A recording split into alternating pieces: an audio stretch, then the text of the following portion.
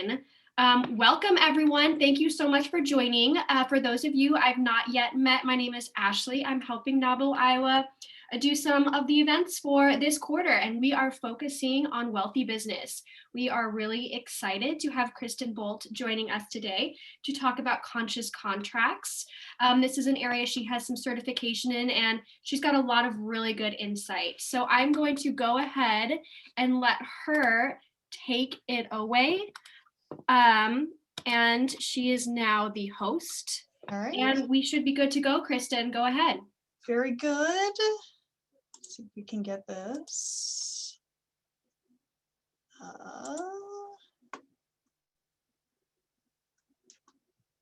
This is what always throws me. So I have two screens. Okay, now are you seeing just the one, what you should be seeing? The Yes, full. we're seeing the PowerPoint. Okay, you don't have the. We see your notes as well. Pardon? We see it's in the presenter mode, so we can see if you have notes and that sort of thing. So we can see the next slide. Do you know what I'm saying? Okay.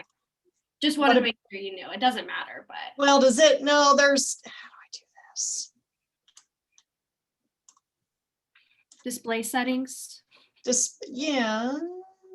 Well, right, I have two screens. Let's see.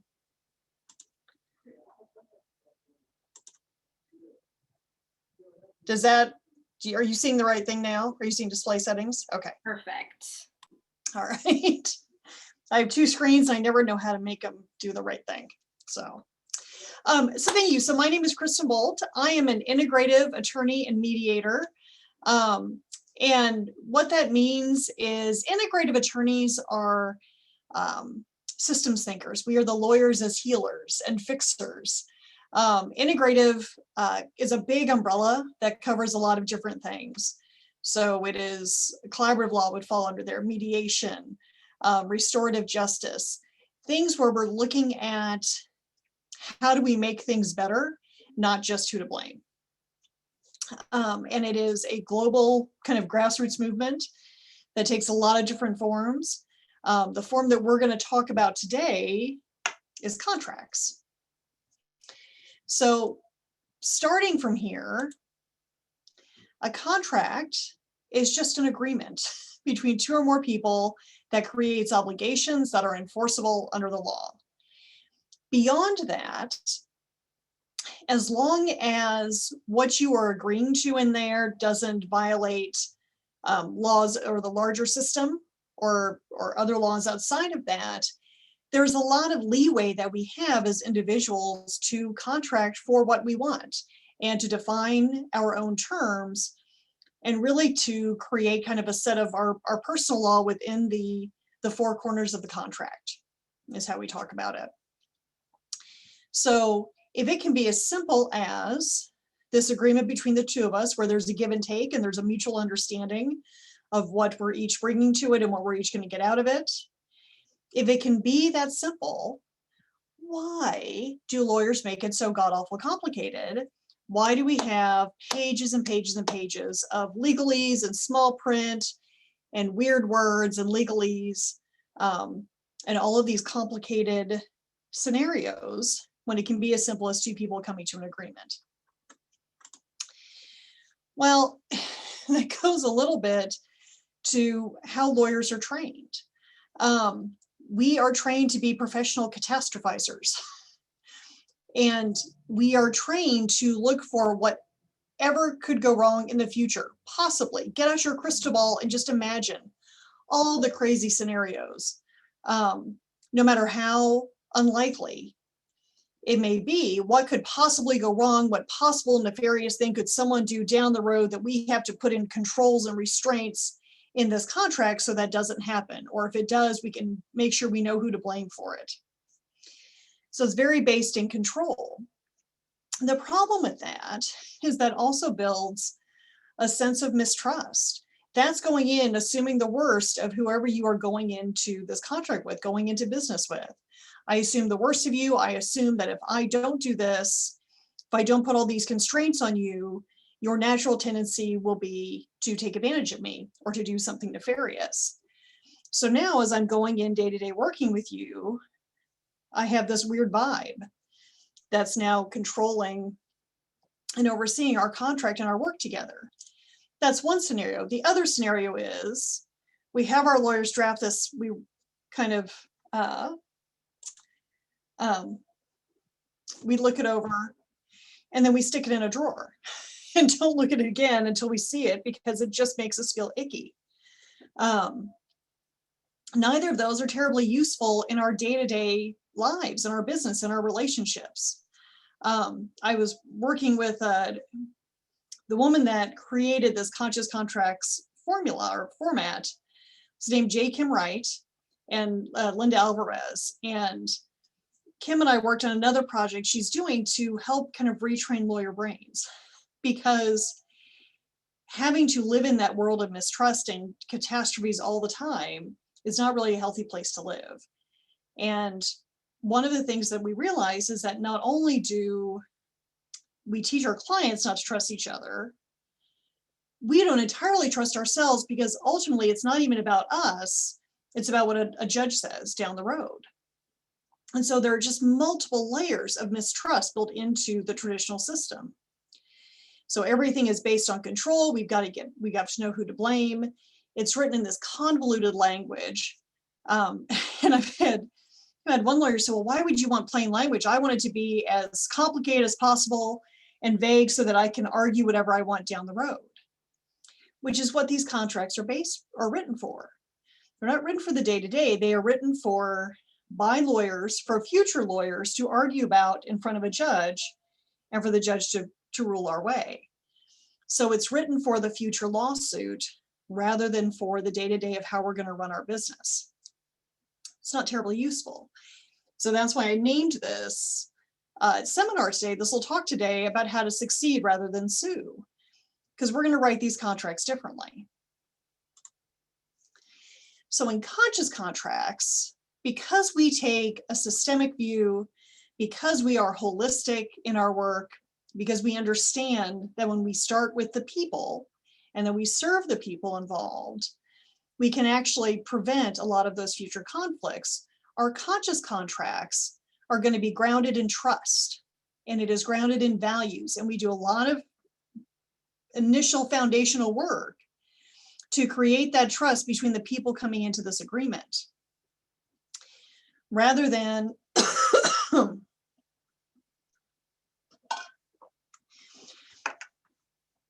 trying to predict and control and to blame. Our focus is, how do we sense and respond and adapt? Because the world's going to change. Things are going to go wrong, things are going to go well, things could be booming.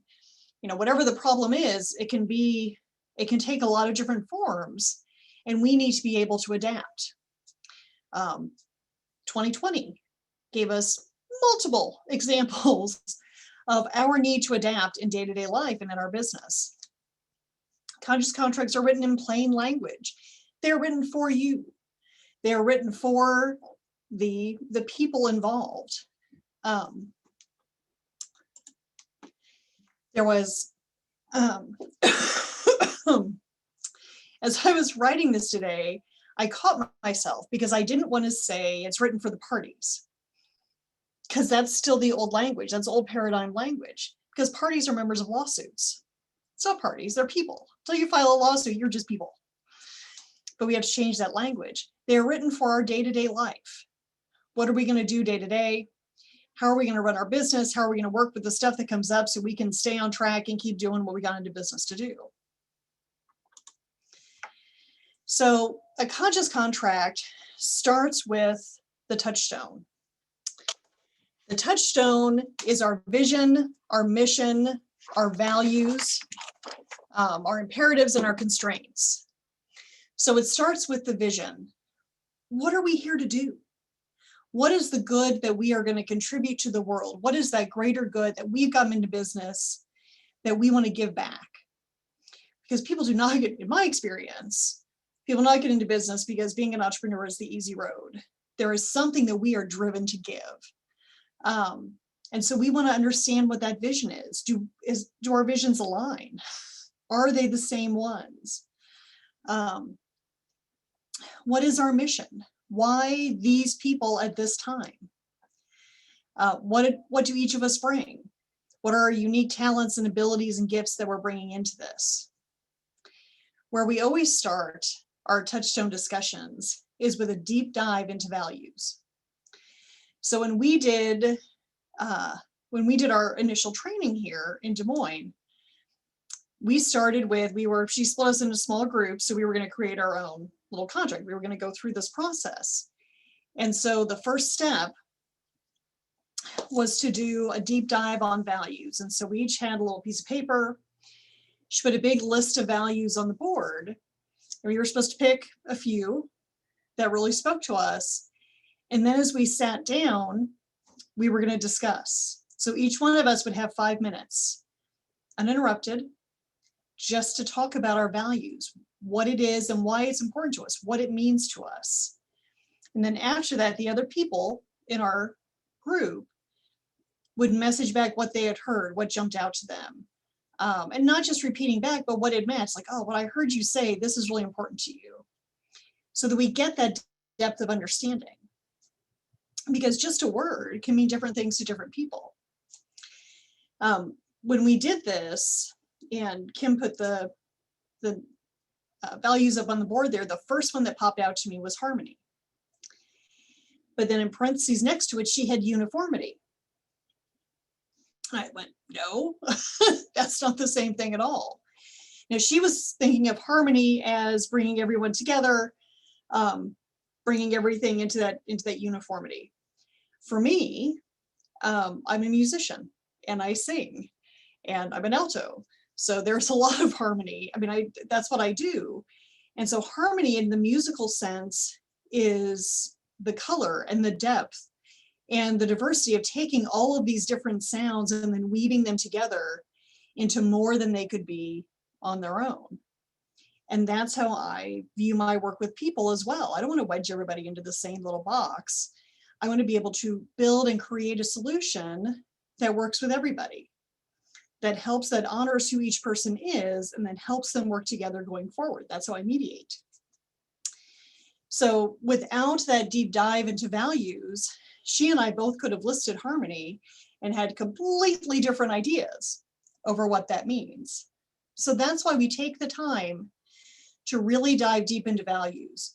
What we find as we do this with people is that even if my value is different than KT's, because we understand why it's important, but I want to make sure what's important to her isn't really my hot button, but I get what that means to her, and I want to make sure that we include that in there because I understand why that's important.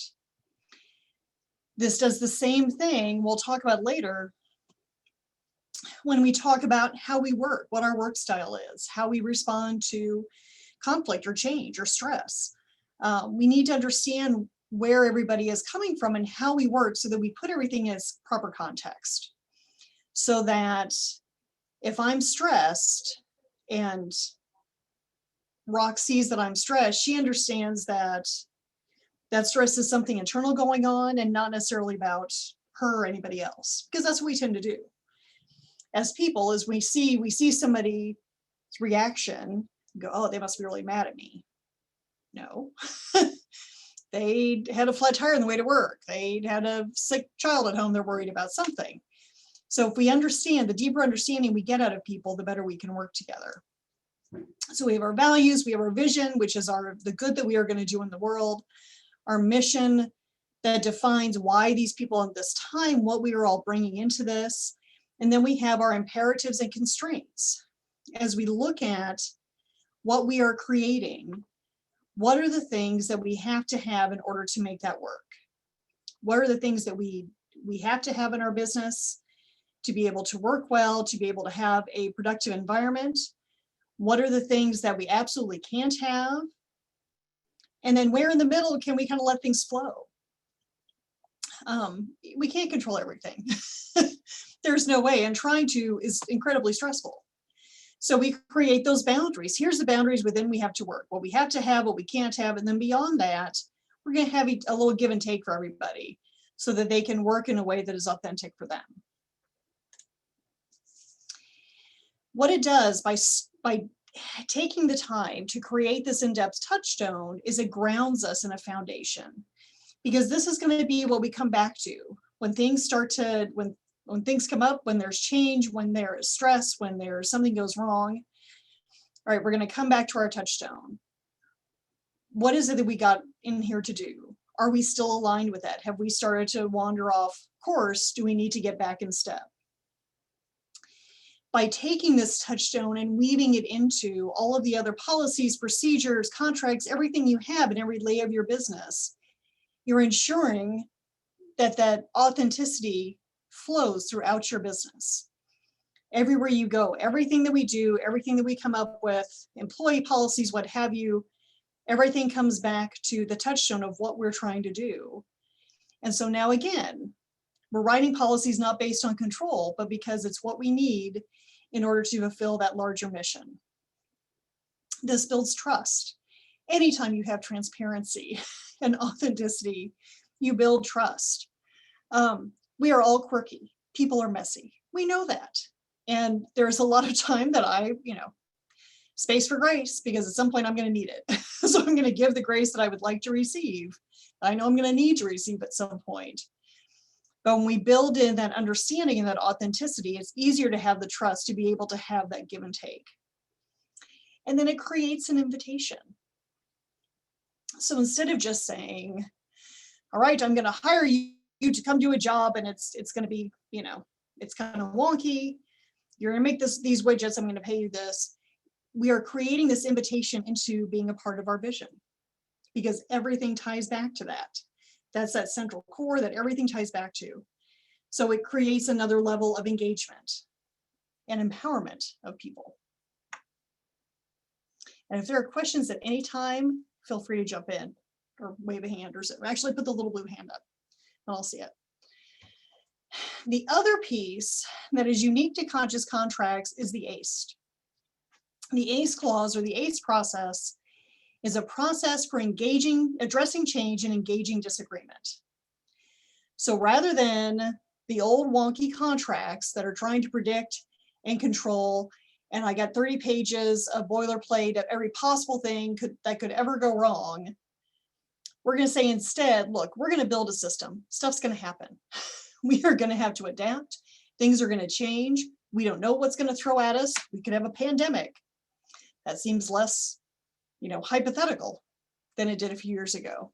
We don't know. And so we need to be able to adapt to whatever comes in. So let's be proactive and build a system so that we can address things as they come up before they escalate and become deal breakers. It is focused on the present and the future. I have no use for blame. I want to learn from the past so that we don't repeat mistakes. Oh, that didn't work. Let's not do that again. How do we do it better? Or what happened that we didn't expect? Then now we can design our plan B. But beyond that, just blame for the sake of pointing a finger does nothing, because I still have the same thing to deal with. So that's not useful. I want to create a process that's going to get us to the table, that's going to get us talking, and start focusing on the present and designing the future. It also shifts us out of crisis mode.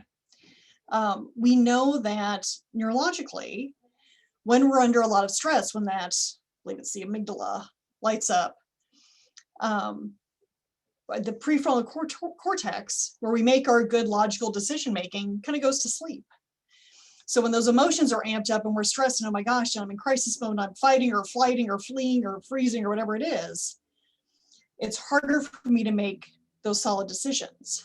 Having a process in place triggers us out of that. So it says, okay, wait, this has happened, I'm stressed, but we've already planned for this. So there is some trigger. If it is asking for a conversation, it could be sending an email, it could be knocking on a door, whatever it is, because it's going to be designed by the people involved. It triggers us out and gives us something to ground us back to so that we're not just reacting. Just being reactionary is stressful. So it shifts us out of that crisis mode into creative problem solving. And it can be multi-layered, because depending on the situation, on the change or the complexity of the problem, maybe something you and I can work out together. We need to bring in other stakeholders, other team members. Maybe if it's something that we've tried to work it out internally, but we're still hitting a wall, then we bring in an outside facilitator to help us out. But we're going to build each of those levels in. So when one doesn't work, plan A doesn't work, that's okay. We have plan B. We have planned ahead. So plan A not working is not failure. We just need another level. We need another resource. And so you're building that into the plan.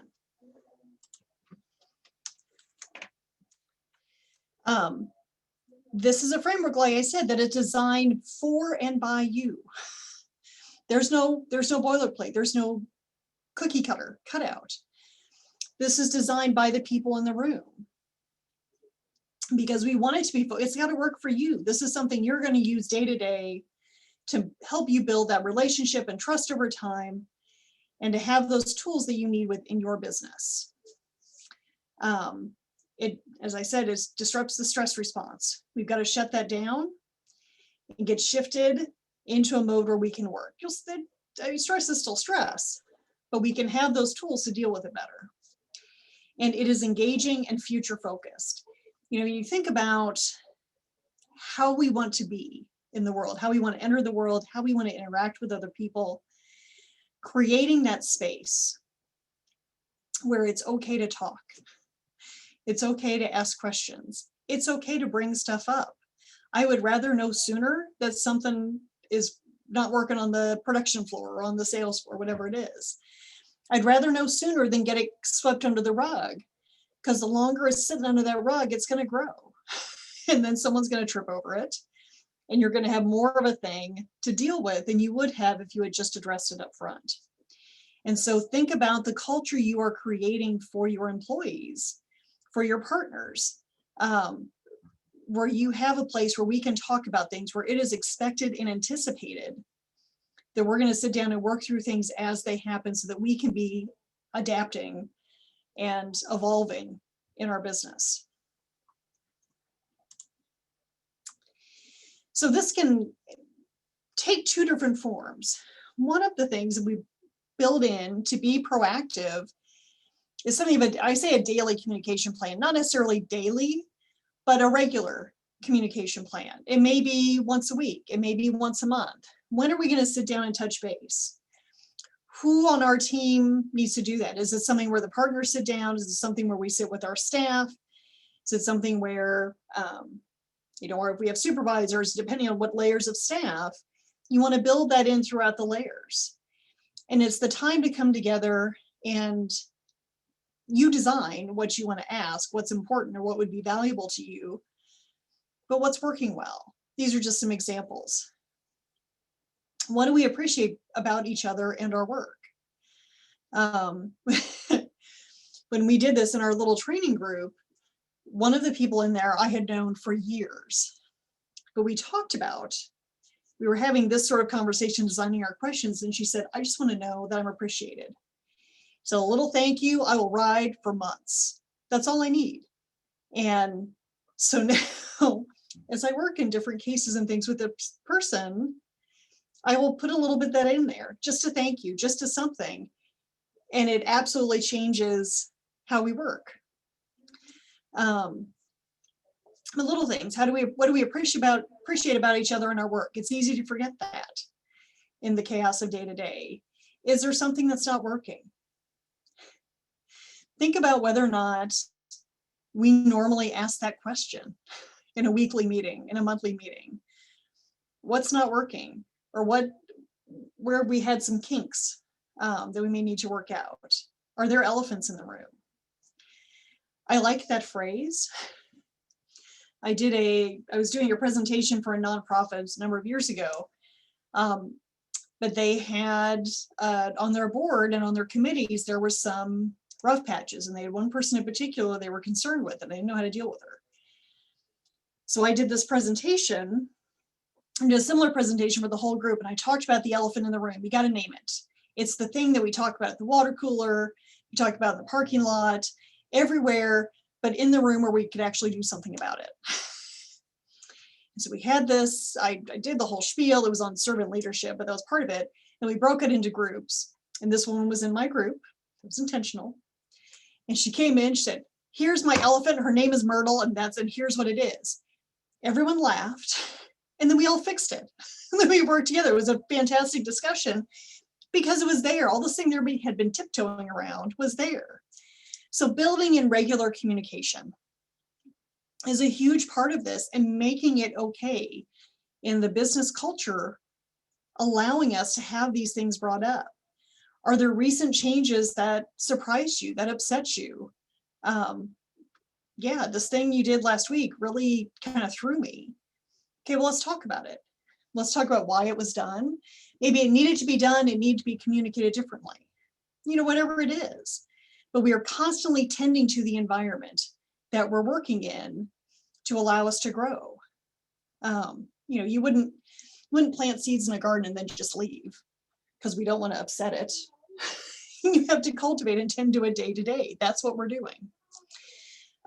Do we need to reevaluate how we work together? The question was raised in one of the trainings of how do we do this? We've got all this thing, we've got this wonderful plan and everything, but we have to have something in there for when things just totally blow up. And I looked at our trainer, who's kind of grinning sheepishly. And I said, they don't do that, do they? She said, no, because we have all of these multiple layers. Every time as you're passing through the layer, we've tried one thing, all right, that didn't work. Now we're going to try something else. You have done everything you can. And sometimes our roads do diverge in life. That's life. But they don't diverge. When we use this process, they don't diverge through the courtroom. And we may get off on another track, but we're not toppling over into the ditch. And so we do this reevaluation. Maybe it is, I've had life changes, and so what I could give to the business 5 years ago when we started, I can't now. Okay, let's adjust, see where we're going to shift. The other part of it, no COVID, just talking.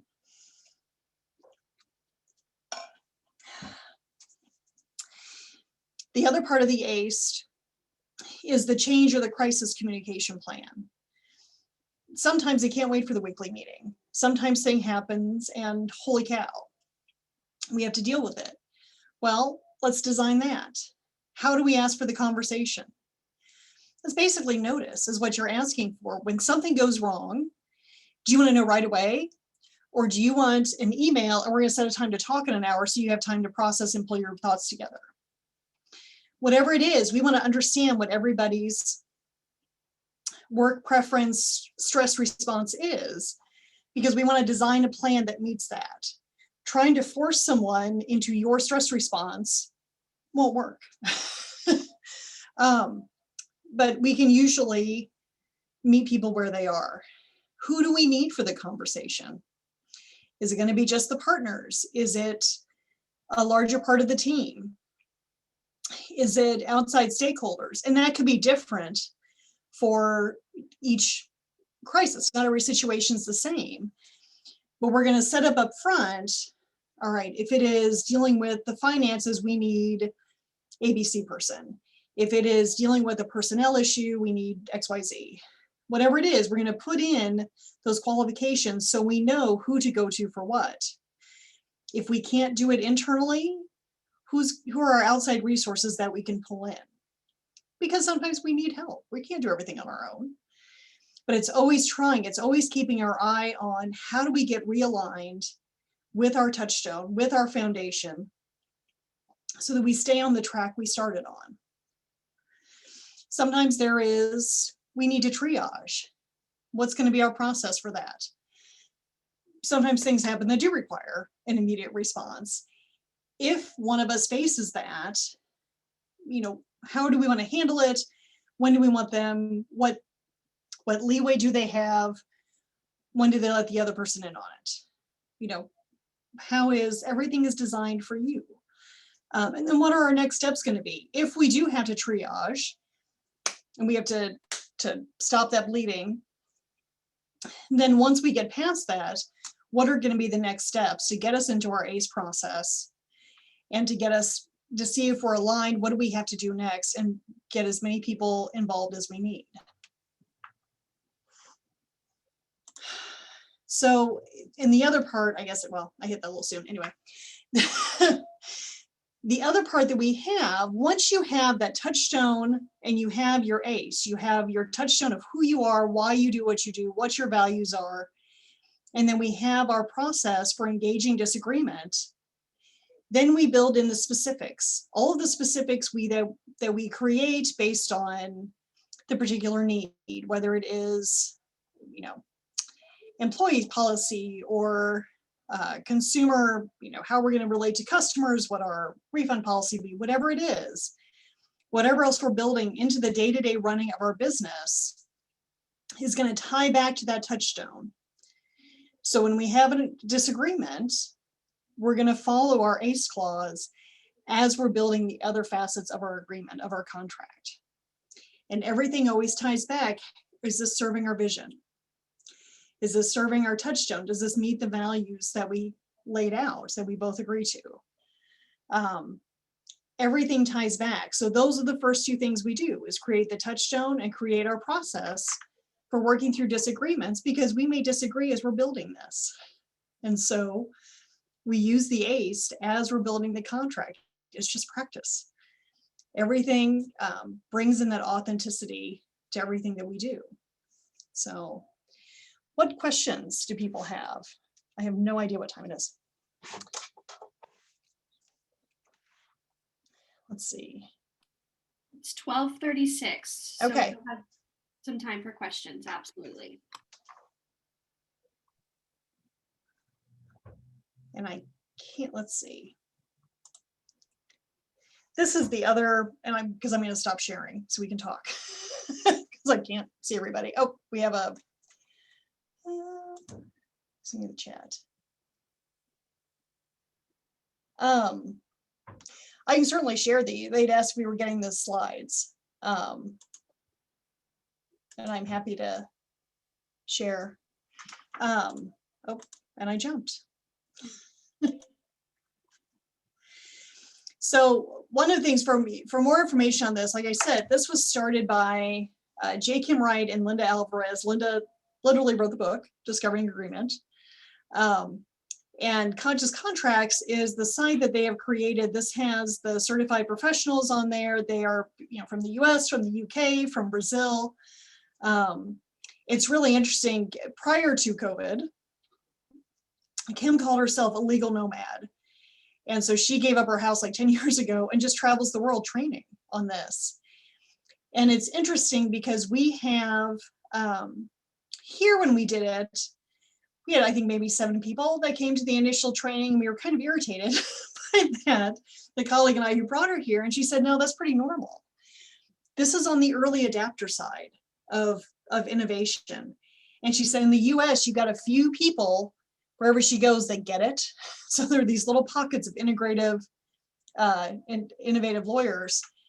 But then she'll go other places, and she was in Spain, Basque Country in Spain, and she had 90 people show up. And from talking with her, what it kind of sounds like is where there is a younger legal system, people are much more drawn to this because this serves, it's people-based. It serves the problems, and they can see what that looks like. They can see how that would help them, their families, their coworkers, things like that. They can see people around them, as opposed to in the older systems, excuse me, where you have to get past the, well, it's always been done this way. So let me stop share so I can see people.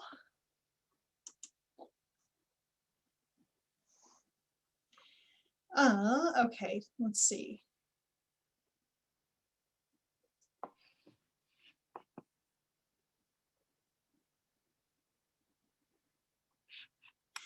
What makes sense?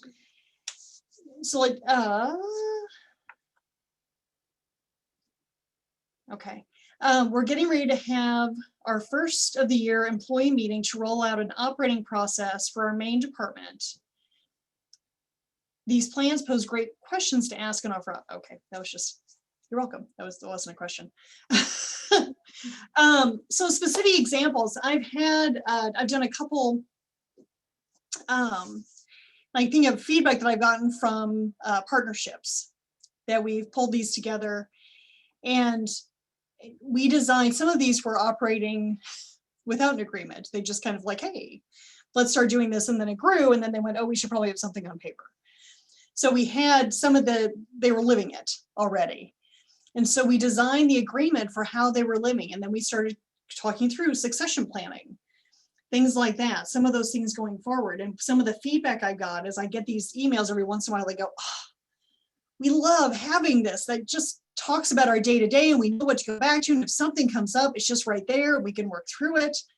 It is very people-based. I don't know how to get specific without getting into client stuff. But that's generally the feedback I get. Mary McCarthy shared that on our Facebook page. Some of the stuff that I did for them that clients said, oh, it just feels so nice to read this. And it's not, with her, we were doing disclaimers or waivers for yoga, online yoga. And so we wrote that as, instead of writing it as, this is up to you and it's your fault if you get hurt and it's not, we wrote it as, speaking as an adult, we want this to be a great experience for you, but you are alone in your living room and we're not there and you know your body better than anyone else. So it's important to listen to it. And so we built in language that was honoring who they were and honoring into her mission and why she's there to serve and how she serves. And she had people that read the waivers instead of just clicking and commented to her, which is very fun. Let's see. How to approach the subject and create a conscious contract versus the typical boilerplate contract with a client or partner, etc. It was always used independent on boilerplate. And there was a similar one earlier, but how do you, for people that haven't heard this, that go, well, this isn't, ask them how often do you read those contracts? How do you feel when you read it? And is that really serving? Because it's not necessarily serving them day to day. It's serving them, it's there in the future if you need lawyers again. My philosophy is that I want to get you to the point that you need me less because I have prepared you to do this stuff yourself. You're living these agreements. This is your business. This is your baby, your passion. How do I make that easier for you day to day? So that you need me less and then I'm there if you do, because sometimes we do need an outsider. It's tough. It can get emotional. Sometimes we just need that outside point of view. But ask them how they feel about that. I read after I did this, someone sent us I was going to pull it up today and I didn't, but it was a contract to do some marketing work for an association I belong to. And there was so much eye rolling as I read this because all of it was just a lot. And it was written by a lawyer and it was written for the future lawsuit. It was just goofy. I thought, we've been working with this person. This does not at all reflect the relationship that we've had in the working relationship. And it didn't reflect her. It didn't reflect us, but it was some lawyer and I'm sure she pulled it from something, it's the templates, the legal Zooms of the world. I'm sure it was pulled that way, but it didn't reflect us. We have this amazing working relationship. And when I talk to other people about her, I don't talk about her like that. It felt icky. It felt mistrusting. Let's see. Any other questions? Yeah. So as far as basically that whole scenario, would you say that what you're supposed to do is supplement that boilerplate with the conscious contract? Like, does it still have a position that you need to have that legal language plus the more conscious end? Or not necessarily. Every once in a while there are, and I do not have an example of this off the top of my head. Every once in a while there is statutory language that you have to include for certain industries or for something that you have to have in there. But for the most part, the boilerplate's written for the lawyers. And so I think now if it is, you don't want competing contracts either. I was going to say you could, ease in both. And maybe you do for something new, something that, well, we need to create a new agreement. So do that in a conscious format to kind of ease people in and let them experience that. And then those other contracts can be revised over time. But if it is easier to have an entry level, kind of an entry point for the conscious contract, that may be helpful. Kristen, I have a quick question. Yes. I have a current client that has lots of needs.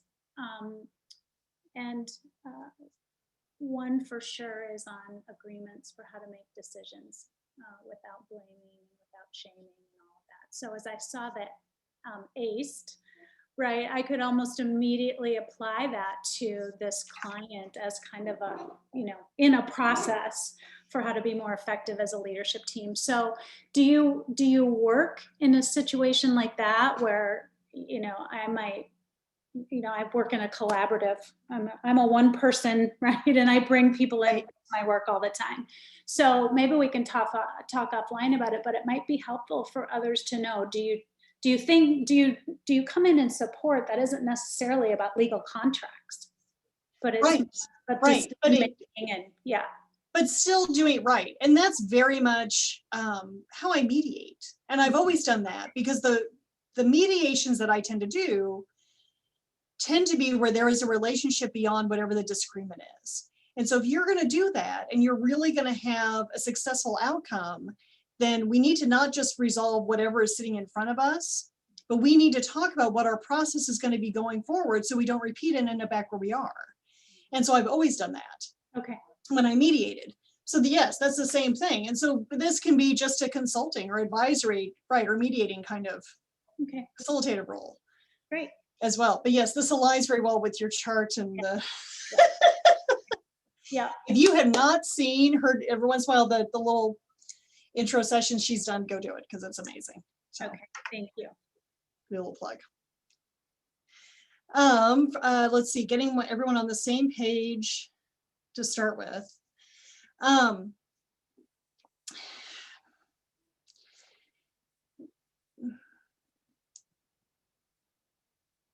So I'm sorry, I'm reading questions over here. After the contract's drafted, I'm assuming it is a living thing that needs to be continually updated. Do the updates require legal representation?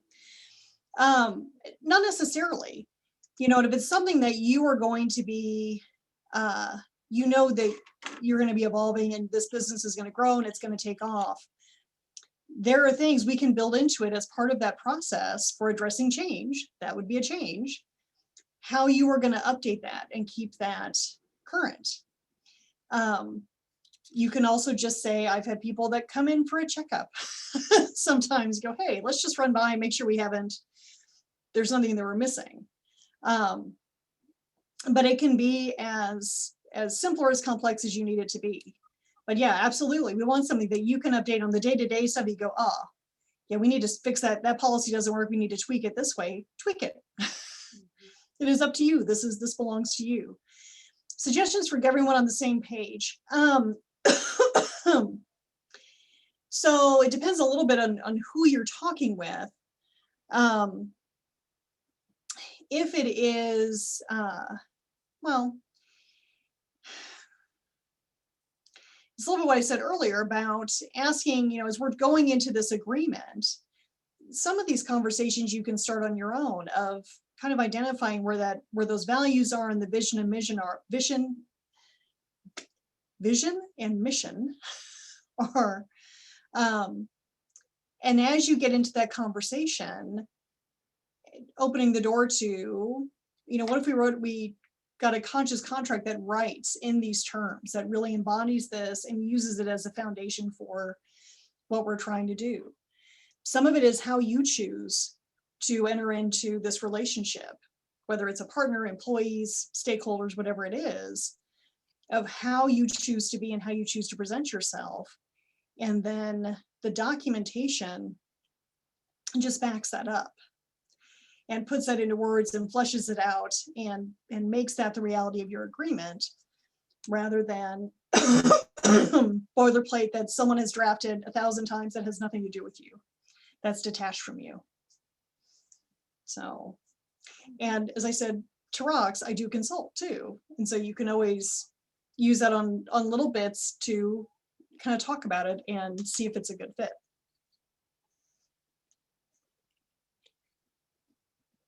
Anyone else? What else we-